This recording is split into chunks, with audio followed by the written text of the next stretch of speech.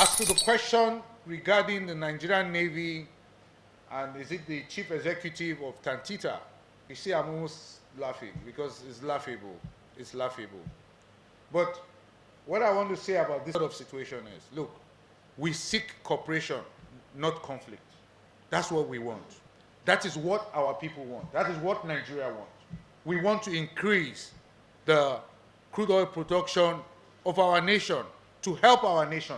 That is the mainstay of our economy. We don't want all this back and forth, all this cheap fighting. That's not what we want. We are going to continue to try to work together with all partners. But all this cheap blackmail, this one is doing, come on. We should move past that in the interest of our nation, particularly at this time that we need that revenue. So that would be my response to that. We will work together with all partners, and I think that all this cheap blackmail should stop. The effort of our Navy is obvious to all. It's obvious to all. According to the Director of Defense Media Operations, Major General Edward Buba, the aim of the Armed Forces of Nigeria in the ongoing counter-terrorism and counter-insurgency war remains to find and destroy the terrorists and their cohort whenever they may be hiding in the country. The said troops are also actively targeting terrorist logistics bases and other structures that have affiliation to terror groups. Major General Buba said during the week under review, troops neutralized about 115 and arrested 238 persons. Destroy their terror networks across the country. As a force, we are targeting the terrorist logistics bases and other structures that are affiliated to these terrorist groups.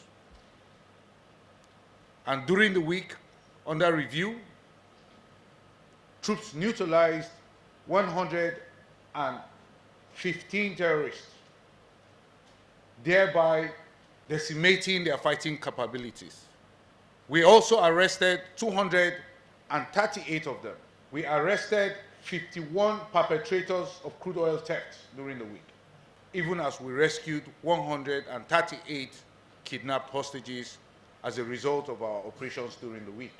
In the South-South, troops denied the oil theft of close to 1 billion naira worth of crude oil, stolen crude oil.